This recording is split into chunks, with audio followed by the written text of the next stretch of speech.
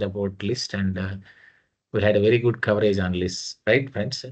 So I hope you have sufficient confidence to work with the list, right? Because we had discussed about different scenarios related to list collection or list data structure, right? Starting from the very basic level to advanced level, like how to implement slicing and how to implement comprehension. And also we had implemented many use cases on lists. Okay, anyhow, I'll share all those as well. I'm planning to create a GitHub and integrate that GitHub with our PyCharm so that you also learn that process. Later on, once we integrate GitHub with PyCharm, I push all this code into the GitHub. So you can actually not only know anytime if you want to get access to that, I mean, if you want to download these programs, you can download directly from the GitHub repository itself. Okay. So that's one more thing we are planning. Once I do all that, set up everything and integrate, I will also make a session on that about GitHub and Git and also integrating that Git and GitHub with your PyCharm, all that. That also helps you very much in the development. Just definitely that is something which really happen when you are working in development, friends. Okay, that I thought to work on it today. I couldn't due to some external personal work, but we'll do that definitely. Next one. So now today I would like to introduce a new topic. Once after discussing about lists, right? In the same line, there is something called tuple, right? Which is similar to list. Almost, if you are really familiar with list, understanding tuple is nothing because we can say list and tuple are twins. You know, right? They are like twins, but with some differences. I'll talk about that in today's session.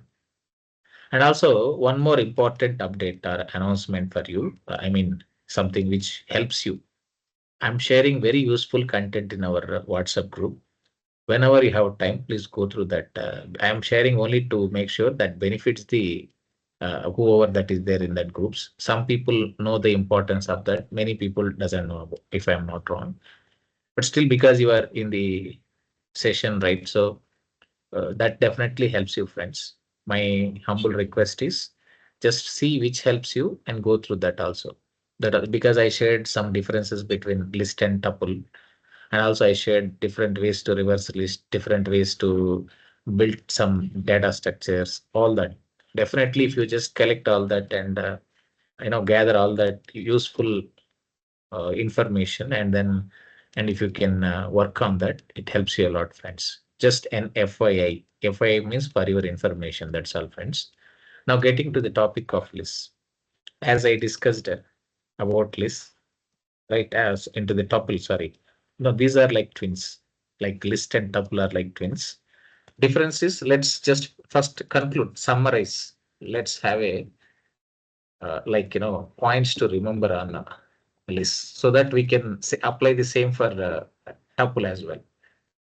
Okay, points to remember. Okay, our quick summary. Maybe we'll do one thing. List hyphen. Let me simplify it. Quick summary. You know, right? What is list? List is a linear data structure which uses indexing. I'm just making it simple. It is which has indexing, and that indexing positive and negative indexing. And we are hearing this from the beginning since the string topic. Starting from strings onwards, we are always talking about the concept of indexing. That should give you a clear idea by now. So it has indexing, positive and negative. That is one thing. Next thing, what is that? It allows duplicates, right?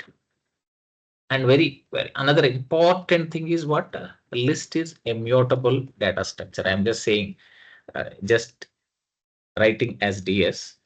Okay, DS means data structure. Just keep in mind, friends. Okay, it is a mutable. Mutable means this list can be modified, and we have tested all that in the very beginning of our list classes.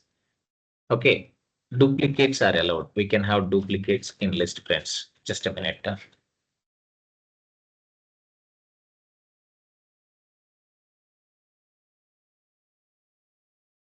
Sorry, we can have duplicates in a list, and then order order is as is, or we can say order is preserved. Okay, this is one more important point. So apart from that, what else? So dynamic. This is dynamic. List is dynamic. Dynamic in sense it is growable and shrinkable. Got it right, friends? You can, if you want, you can keep on adding data, or if you want, you can keep on removing data. Of course, it depends, right?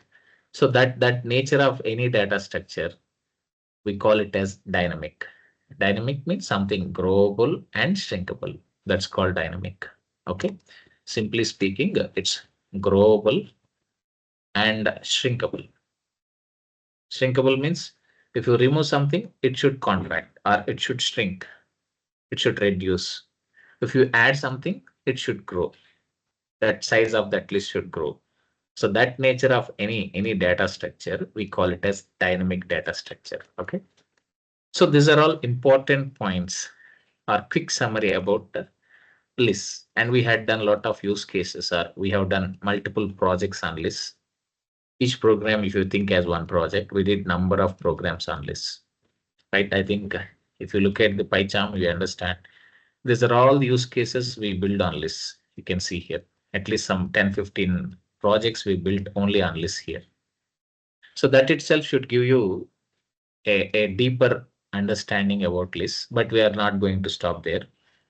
Once we discuss about all data structures completely, we will do a POC, taking a little bigger application and do a POC, proof of concept. Okay, proof of concept. And to do that, we do a couple of things. We also integrate with database.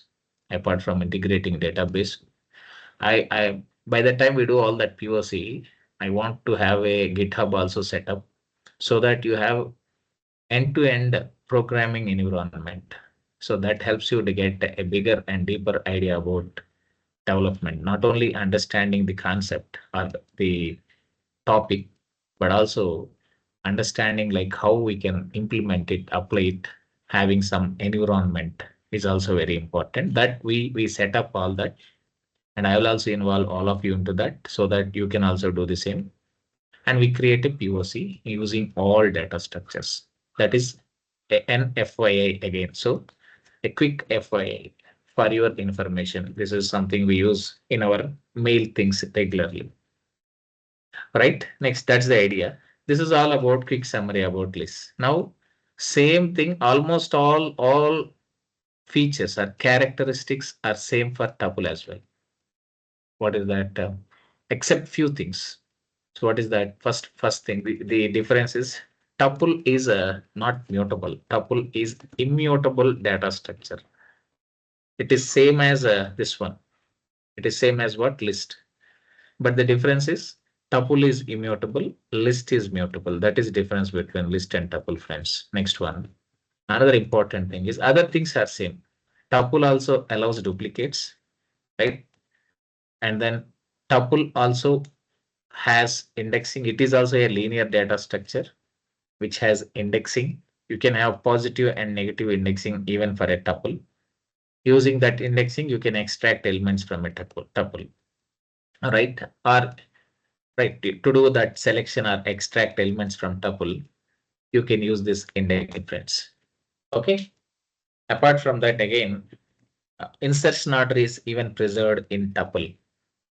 Any linear data structure, whatever data structure it is, if it has indexing, generally linear data structure has indexing.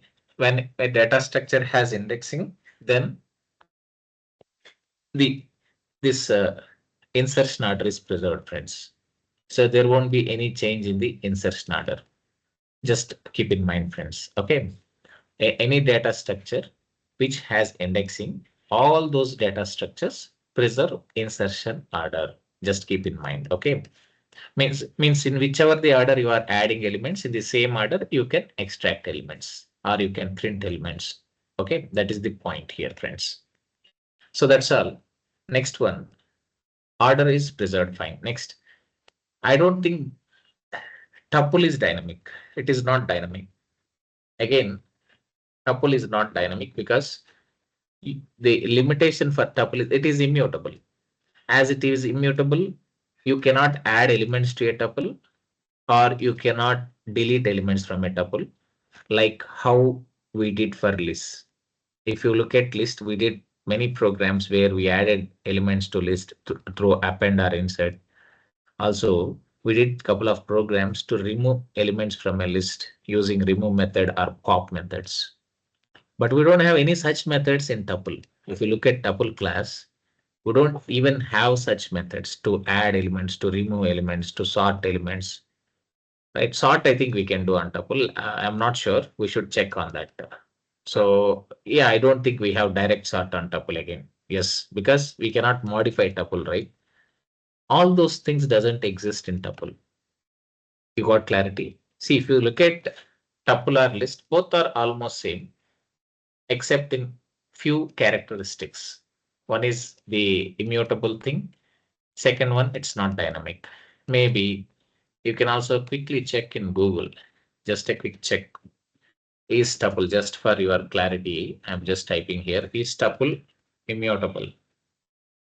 Okay, is tuple dynamic? Sorry, the exact thing I want to check here is tuple dynamic? Let me just quickly see.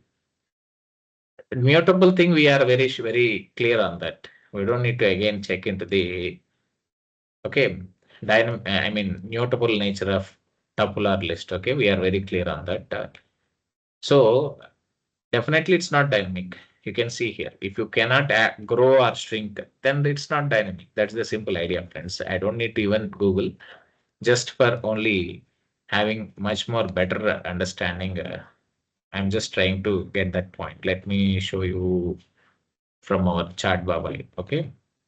So is tuple, let me just ask, okay, dynamic chat GPT. No, you can see here very clearly, it's saying no, tuples in Python are not dynamic. Tuples are immutable, meaning that once they are created, their sizes and contents cannot be changed. You cannot add, you cannot remove, or you cannot modify in a tuple after it is defined. This is clearly discussed. We have clearly discussed this thing just few seconds back. And even Chat Baba is saying the same thing. Okay. So you got it right. I'm just making little fun. I know just Chat GPT is also confirming the same. Just I want to double confirm so that you would be on clear terms. Got it right, friends? So this is the idea. That's all, friends. So that is all quick difference between lists and tuples. Okay, and there are other things. Now let us start other things. What is that? How to declare a tuple, declare or create a tuple, first thing.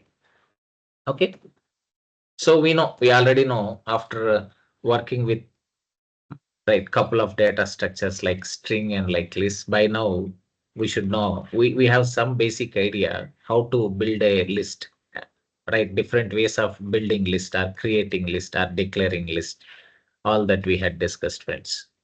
Same thing we apply for tuple also. To create a tuple, we can directly create some tuple variable saying p1 equal to something like this. This creates an empty tuple, right? So this is one way using these brackets to write this round brackets. Generally, we call them as brackets. So using these brackets, we create a tuple.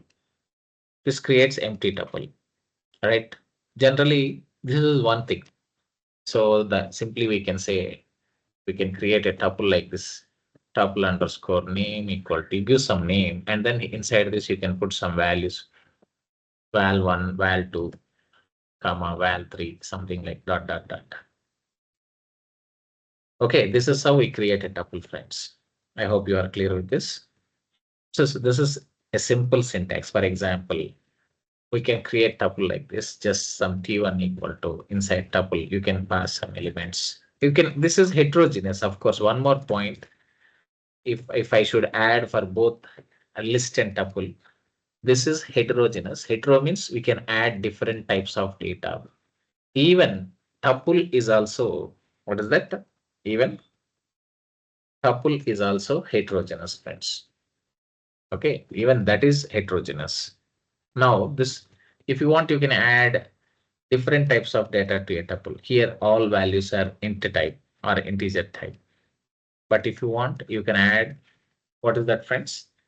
You can add a float, or you can add double, you can add a string or boolean or complex, any type of data to the tuple. It's up to us.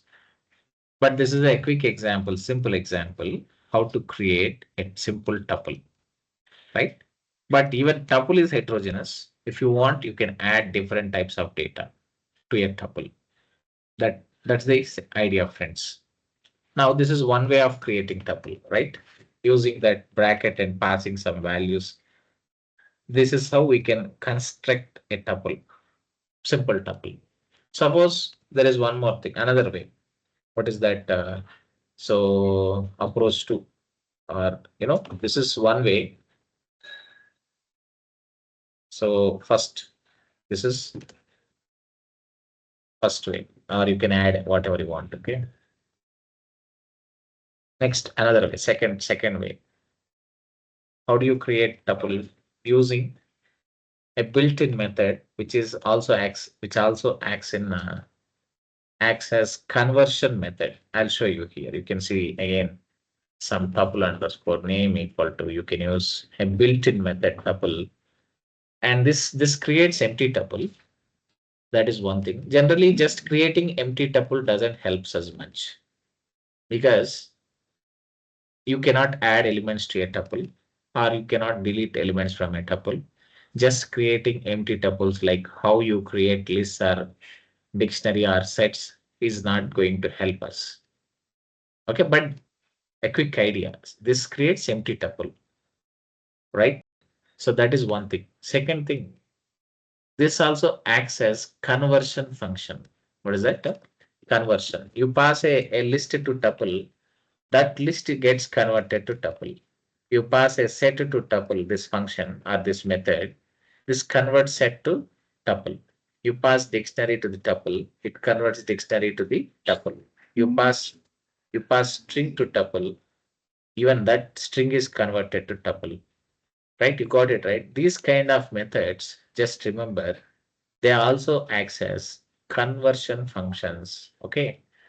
That is the quick idea, friends. Remember. So that's all about how to create second way of creating tuple. So here, when you are creating second way, best thing is don't create empty tuple. So you can say some t1 equal to some tuple of, okay, just pass data in the form of a list here. Okay. Or you can pass even a tuple as well. You can pass anything to this tuple, but whatever you are passing to these kind of methods, if a tuple or list or dict or set methods, the data you pass here should be a data structure or a collection. Or the best word we can use here is, these are iterable objects. What objects, sir? Iterable objects. What do you mean by iterable objects? Iterable means which is something where we can apply a iterator and extract element by element. Means what? That means they are collection objects or data structure objects. Usually collection or data structure objects are iterable objects. Just keep in mind, friends. We can iterate them. If you are iterating some object, means definitely it's a collection. No doubt about that. Okay. So when you are trying to pass any value, any object to this tuple, that object should be iterable object. It might be a list. It might be a tuple itself. It can be it can be a object of its own type. Okay, own type in sense it can be a tuple as well, or else a list, or else a string, or else a dict or set, or anything. Any iterable object can be passed to these kind of conversion functions. And this is second way of creating tuple here, friends, using this tuple method. Let us quickly test it now. Let's go to the Python and create what is that you do? Create a new package, Python package, and then see, just provide here tuple, enter. So this is a package of tuple. do one thing, refactor it, because we have a built-in method, right? Sometimes not to have any overlapping. I'll refactor this and rename. Okay, tuple projects. Just may put it like this. That makes more sense. Okay, so where is it?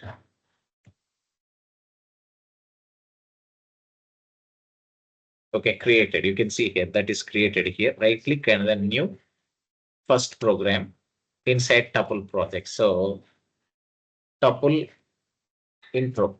When you say intro, we understand we are testing all different basic things of tuple. Okay, let's add that now. Now you can close this flattening thing, all that. No need of extra things for us. So what is that? So we'll just quickly test two ways of creating tuple T1 equal to. So here, so declaring a tuple here. You can also follow me if you want. Simply declaring tuple. How do you create tuple name equal to? The step, this is one way, first way. There are multiple ways where we can create tuple. I'll show you all that in this session. So first way of creating tuple is, or one way of creating tuple is this one, using tuple operator. And in that you can pass some elements. Okay, and this is a simple tuple. So we created this and you can print it directly, friends. Array, why this is coming? Like just print it. Okay, you can directly print the T1, right? Simple, friends. See, we just created a tuple here and we are printing that tuple. And right click and run this. And you can see in the output, a tuple is printed here. So this is the very basic thing. Okay, this is one thing. Next one. After that, what is the another way of creating tuple? Another way of creating tuple is T2 equal to some tuple of. In this, you can pass a list as object. Okay, some 1, some 10, 20, 30, and 40. And then what you can do, you can just print it. Now, if you see, we are passing a list as a input to the tuple function. Then tuple function converts that list to a tuple now. Finally, that whole object gets converted to tuple and stored as tuple here. Now you print this here, friends. Now right click and run this, see here. And you can see that you are no more seeing square brackets here. This time you are seeing this, what is this? This simple brackets, round brackets here, you can see here. So this is another way of creating tuple using tuple method, which is a conversion method. Okay, fine. You got it right, friends. So hope you got idea about how to create a tuple. Understood, right? So that's it, friends. These are two basic ways of creating tuple. Of course, we can create in different ways. We can also have another multiple ways. Okay, but these are core ways, the basic ways of creating tuple. Other things either follow these things only. Following these things, we might create tuple in other ways as well. Okay, but these two are the fundamental ways of creating tuple. This is second way. Okay, got it right, friends. That is the idea. You can remove this breakpoint. We don't need breakpoints at this stage. Now, once we discuss basic tuples, next thing, how to extract. Next scenario, extracting the element by element from a tuple. What is that? Extracting element by element from a tuple. How do you do that? This you know. All of you know this. How do you do that? You add a iterator. Okay. I'll do first basic way. But without iterator, how to extract each element from a tuple. That is one scenario. After that, we apply iterator and extract element by element from a tuple. We'll do both ways. First thing, the easiest way is the basic way is extracting tuple using index. I'm writing everything so that you can follow easily without any confusion. Extracting element or value from a tuple, anything, or object. We can call as objects as well. Element from a tuple using index. This is one scenario. Simply you can say print of T1 of 0. You know, right? Tuple has indexing. I'll just add that indexing. T1 of use here you have to apply regular thing only, index operator. This square brackets, you can call this as index operator. Don't apply again that round brackets here when you are applying indexing. This should be follow index operator, which is square bracket here. Right, you know the indexing here, right? For tuple indexing, this is 0, 1, 2, 3, 4. You know, right? It starts with 0, ends with that size minus 1. Similarly, negative indexing, you know, right? Minus 5. Okay. Maybe if you just put spread a little bit so that you can add indexing so and understand it better. Okay. And apply a comment for indexing so that we don't have issue with Python. So this is the indexing now. 0, 1, and then 2, and this is the indexing 3, and then 4 positive. Suppose you want negative indexing minus 5. Okay. And then minus 4. We need to do many things here as well on tuple. Okay. Like we can apply slicing, we can apply comprehension. Like list comprehension, we can also do tuple comprehension. We'll go step by step. Right? Let's not rush. Okay. Minus 4, minus 3, minus 2, minus 1. Okay. This is how we create a tuple. This is how we have indexing for a tuple. Right? Let's apply comment to this so that we don't have a problem. Now, I want to extract each element from a tuple using index. So how do I do that? Simple. You can follow this. So I'm using T1, then T1, same thing, even in the same kind of indexing, we can also create for this T2 also. But once you already know this, right? All this indexing stuff. So I'm just quickly showing you. This is how even indexing is provided for tuple. Okay. Now try to extract elements using this index. You can use a negative index or positive index. It's up to you. Right now, you can just extract each element from a tuple using index. See here, T1 of 0, T1 of 1, okay, T1 of 2. Similarly, you can extract all that 5 elements. You know, right? It has indexing up to 4, 3, and then 4. That's all, friends. So this is how you can extract each element from a tuple using this index, right? This is one way. Let's run this quickly and see. You can see here. We are able to extract each element from a tuple, and you can see the output here, right? We are able to extract 1, 2, 3, 4, 5 from tuple T1 by using this indexing. You can see the index here. So this is how we can extract each element from a tuple applying index or using index. Got it right, friends?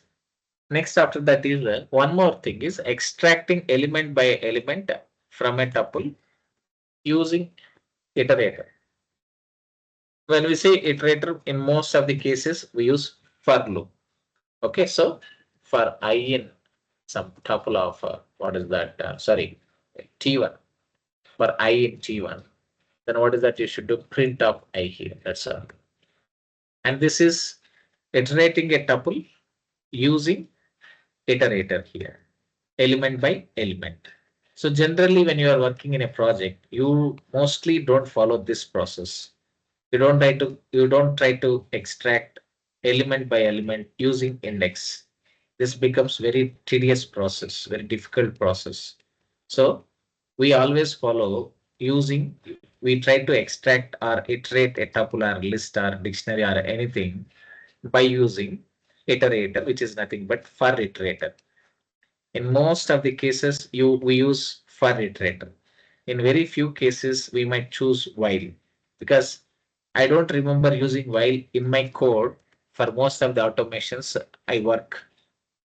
So that itself is very important for you, right? That itself shows how important for us is while working with these kind of data structures. You got it right, friends? So this is the idea. Now you can also run this one more time. You get two sets of output for element by element. Run this now, right click, run. And you can see here 1, 2, 3, 4, 5. And second output is from the iterator 1, 2, 3, 4, 5. Maybe you can add much more meaningful comment as well. What is that? User print and then add. So here you can just add a simple comment. What is that comment?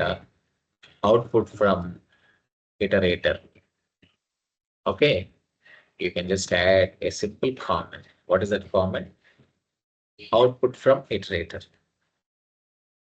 Okay. Similarly, if you want output from output through index, you can add a simple point. Output using index. Just add this for a clear, for having a clear clarity in output. Right now, what do you do? Run this code, friends. Right click and run this, and you can see this makes more sense, right? You see here output using index. You can see 1, 2, 3, 4, 5. Okay, output from iterator 1, 2, 3, 4, 5. This gives you a clear idea about output from different approaches, friends, or different ways. I hope you are clear with this, friends. So this is a quick idea about creating tuples and the different ways of creating tuples and extracting elements from tuples using index as well as using iterator. Now there is one more thing we would like to quickly check. What is that? I would like to check if tuple is really immutable. So what is that? I'm writing clearly. I would like to check. What is that I would like to check? So if I'm making clearly, if tuple is really immutable, right? So how do I check this? Very simple. If it is immutable, you cannot make any assignment to the tuple, right? You cannot make any assignment tuple. Now we have index. If it is list through using index, we can modify list. We can replace element of list. Maybe I'll try the same here as well. Let us see if that works. So here some t1 of some 0. We tried this in list, it worked. The latest value replaced old value. But here in tuple, I'm adding 100 to 0th element. This is assignment I'm doing for a tuple. So t of 0 equal to 100. And then after that, I'm trying to print tuple. Anyhow, this doesn't work. You get an error if you do this. If you try to modify a tuple explicitly like this, it leads to error. This definitely leads to, without any doubt, I can tell with experience, definitely, this leads to error. Why? Because we cannot modify tuple. Because tuple is immutable. And by now, these words should be strongly fixed in your mind. Immutable means you cannot modify. Mutable, you can modify. When it is immutable, how can you try to modify it? If you try to do, then it won't work, right? Because that is nature of tuple. That is not the nature of tuple, right? If you try to modify, it won't work on that tuple. As it is immutable, it won't work. Let's run this. Anyhow, we get error, no doubt about that. Right. But why we are testing? Because you also understand that this kind of change is not possible on tuple, right? Or we cannot modify a tuple. This test gives us a clear idea. Let's run this and see. Now you can see an error here, right? What it is saying, type error. Tuple object does not support item assignment. So that's it. We have already discussed this clearly. Before running itself, we concluded this leads to error. And that is the error here. And what error is that? It's a type error. I mentioned error. What is the type error? Type error. So this is simple idea, friends. By this itself, we can understand that we cannot modify tuples. If you do the same on list, if you do the same operation on list accepts that, but tuple doesn't accept. Why? Because tuple is immutable, friends. I hope this is clear. So this is one more important check you should do when you start learning tuple topic or the concept of tuple. Okay, let me share all this code with you. Let me share this code with you.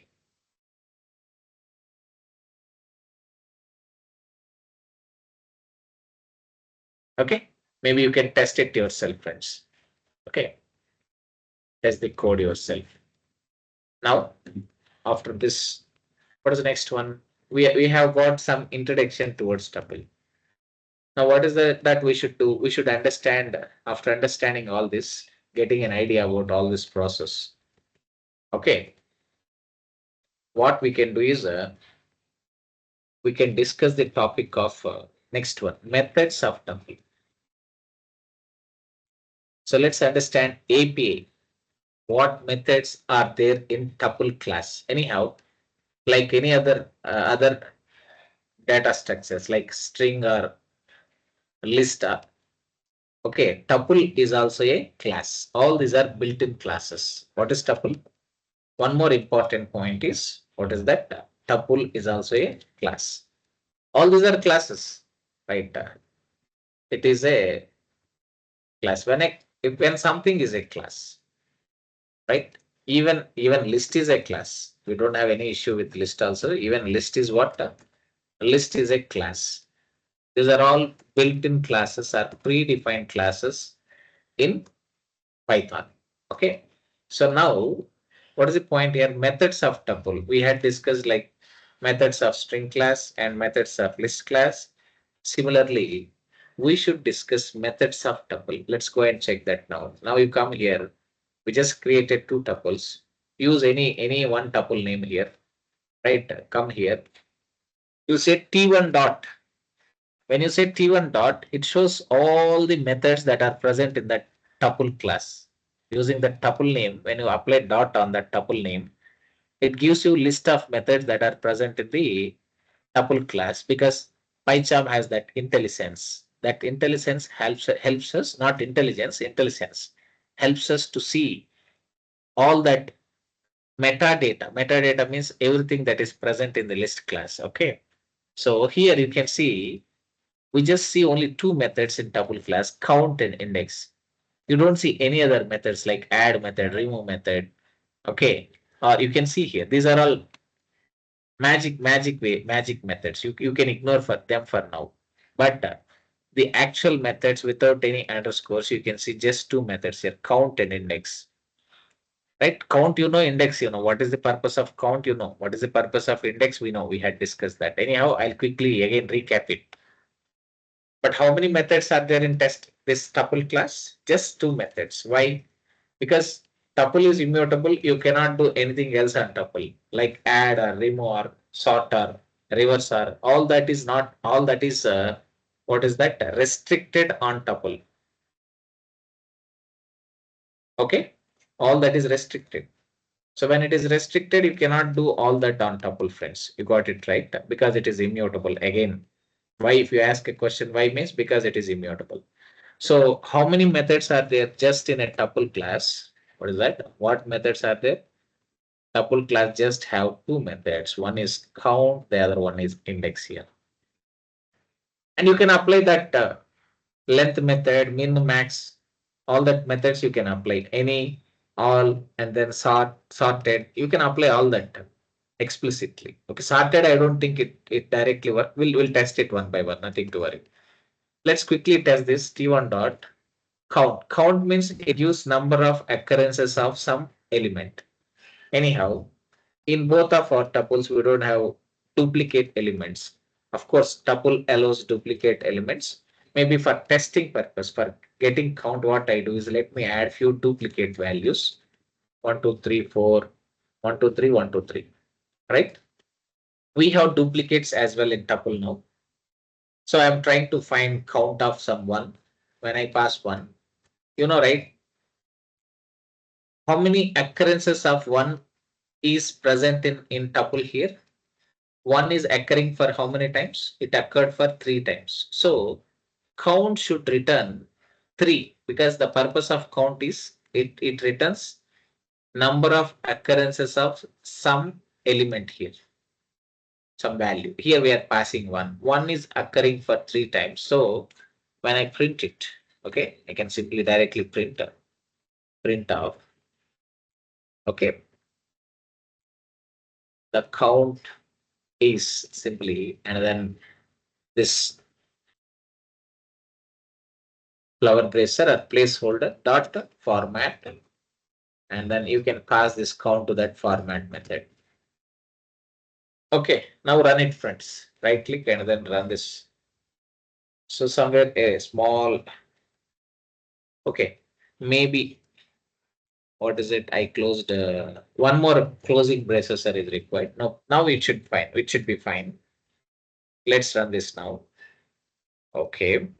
And let me remove this also. This doesn't work, right? So we already tested it. Let's comment that code. We don't need that anymore now. Okay, let's just comment that item assignment. We already tested it and we concluded that this won't work. Okay, now run the code. You don't see any errors this time. You can see here. The count of 1 is 3. Suppose you can also test for 2. Even then you get 3 because we have 3 occurrences of 2. And after that, we finished count. Let's quickly check index.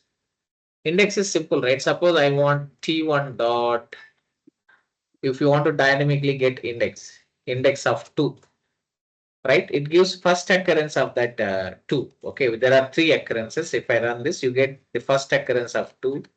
And if you look at it in T1, 2 is in present in which index? First index. And that is what it is returning. Maybe let me quickly try if we can search for second occurrence. Second occurrence means search after first index onwards. So here some 2 comma 1 value start. Yes, you start after first index, right? Then it gives what? Index of second occurrence. Okay, or you can start from second index. Anyhow, let me test it. If needed, I'll just tune it. Now, no, it's giving the same output. So try to search from after second index onwards.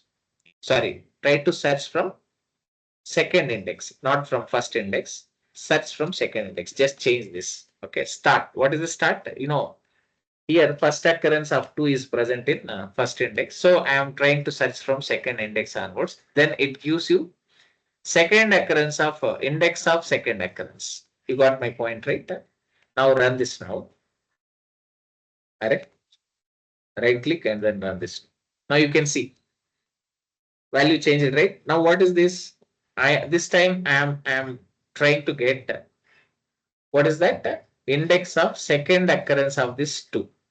Suppose I want third occurrence, then you have to search from seventh index onward. Don't search from 6. It will get again 6 as output. So search from third occurrence of 2.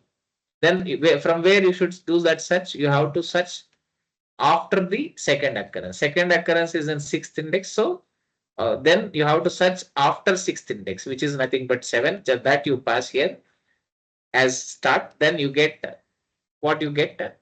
You get index of third occurrence. Okay, right click and run that now. Now you can see you got index of third occurrence here. You got it right, friends? So this is how you can use index method to get a index of any occurrence of element if you have duplicate elements in a list or a tuple. You got it right? So that's the idea, friends. This is how you can play with count and index which are present in tuple class. Okay, you are good, right? And there are other methods you can apply. Simply you can use the length method, len. What is that?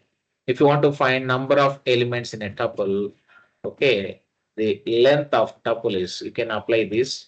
Okay, simply apply length of tuple is placeholder dot format. You can apply that length method, len of t1. These all generic methods which we can apply on tuple. Okay, and then run this now.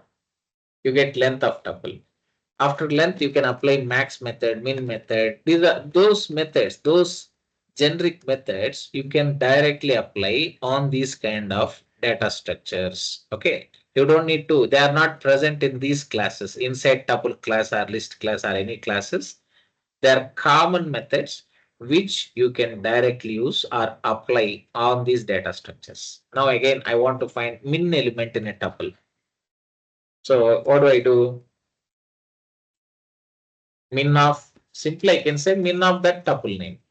I want max element. Just change the description here. The min of tuple is okay. Then again, I want max element of a tuple.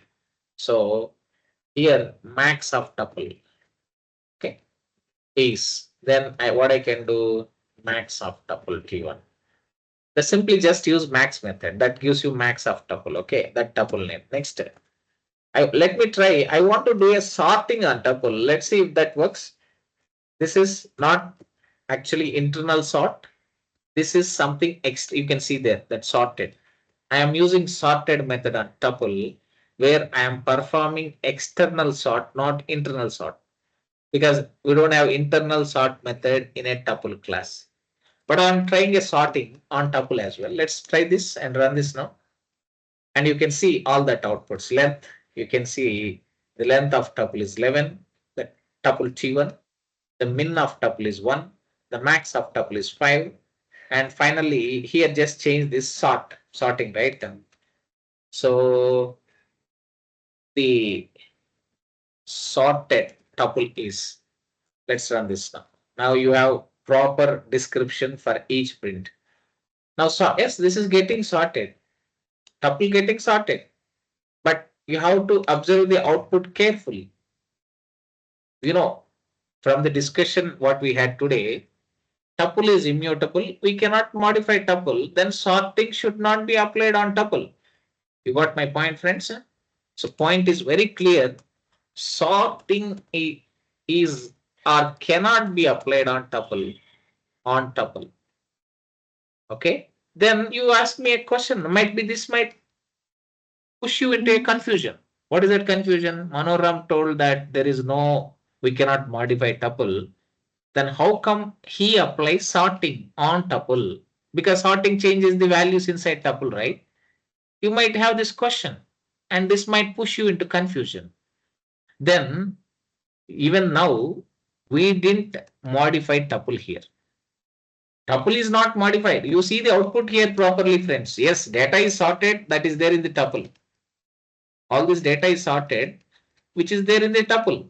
But observe carefully here. What is the output you are seeing here? Here you are seeing a list. All that sorted output is in list, not in tuple. Observe carefully. What is this? Is it list or tuple? This is list. Means what is happening internally?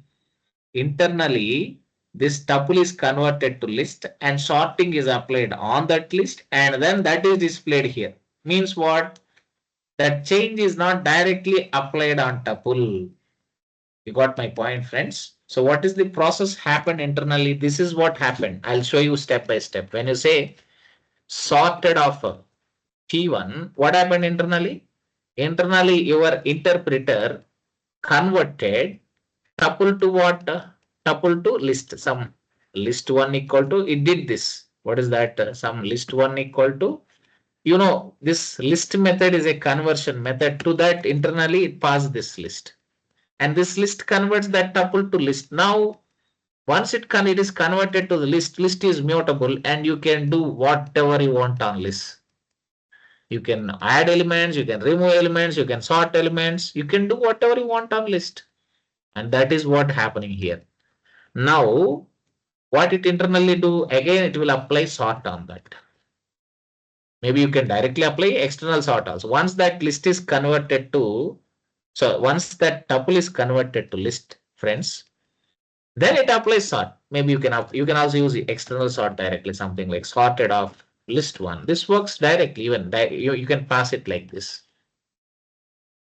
Now list can be sorted, and that is what happening here internally. Maybe if you come up with a question, tuple is immutable, how can it get sorted, Manoram? Tuple is not being modified. Nothing is happening to the tuple. Internally, what's happening when we apply sorted? This tuple is converted to list like this using this conversion method internally, implicitly.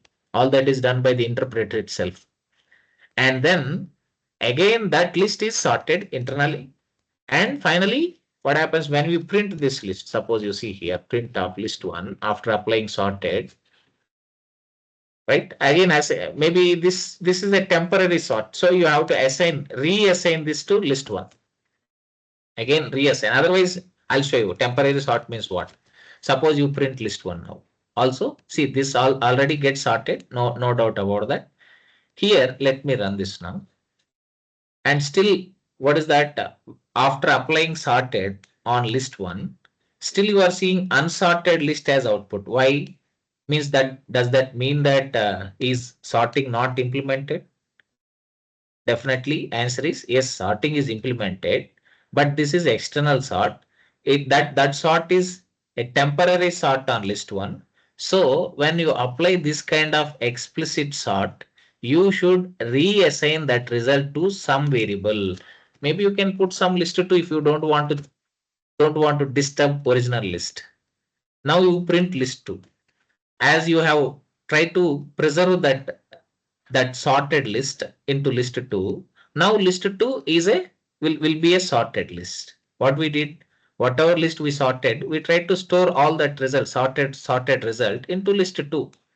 Now when you print list 2, definitely this time we can see a proper sorted list because we are preserving that sorting which we applied on list 1 into list 2 and keeping that original list as is. As is means just we are keeping that original as original only. Now run this now. Now you can see this time sorted. In the previous run, it is unsorted. And the question is sorting not working? Sorting is working, but that is a temporary sort. And in such cases, what is that you should do? You should assign your results to some variable and preserve that results, right? Maybe if you want to use it in the further processing.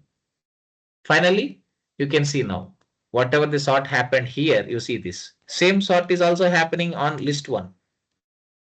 And this is all happening internally when we pass a tuple to sorted method. You got it right. So we are going into the interpreter level, and then we are understanding if tuple is immutable, how come this sorting is happening? Means this come, it is happening.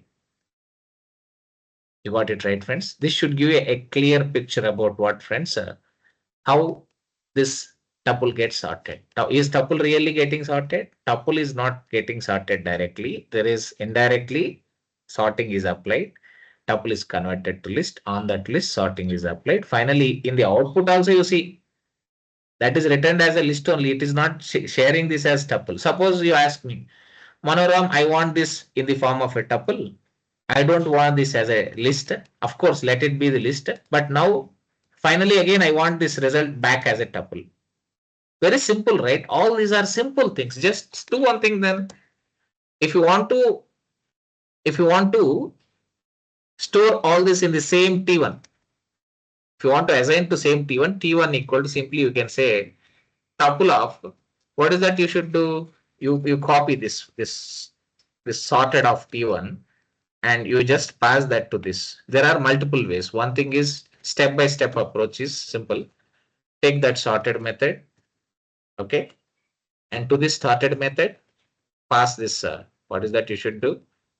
If you want to replace or modify the T1, reassign this T1 itself. We can what is that? Change the address of T1. We can completely if you are changing some tuple, you can reassign that to a reference table. We don't have a problem. If you modify tuple, we have a problem.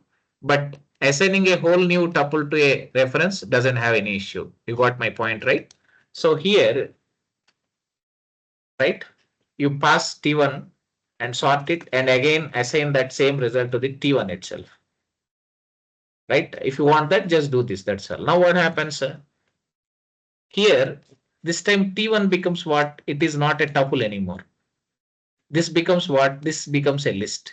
Now, this whole result, this sorting which we applied on tuple, again should be in a tuple only. Then what is that you should do? Then pass this to tuple itself. This is the direct process. You can directly pass sorted of T1 to tuple. Internally, This T1 gets converted to list and sorting is applied on list. Again, that list is passed to tuple. That tuple converts list to tuple and assigns it to T1. Now print T1. Am I fast in that statement? Should I slow down? Go a little slow there? Or are you clear on that, friends? You got my point, right? So see here. So let's run this.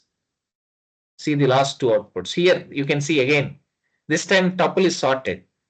And now you can see this is not square brackets anymore. You can see a tuple, proper tuple, which is in a sorted format. For this, what did I do? I applied sorting on tuple and then again pass that tuple internally returns list. I know that from the discussion, from the steps we have followed here. And that again I am passing to tuple, which converts that sorted to the tuple, and that tuple is this one. Maybe if you think this is too fast, what you can do, you can go step by step. I did all that in one step. You can do one thing, then first take your list one equal to some sorted of T1. Now this sorted of T1 returns a tuple, right? Oh, sorry, returns a list, sorted list that is there in Li1. That sorted list, now you can pass it to tuple. This makes more sense at a beginner level. Now this list, sorted list, whatever you are passing gets converted to the tuple, and that tuple is assigned to T1. Now you are printing that. This makes more sense, right? This is at a learner level. When you are working in a development, you directly follow.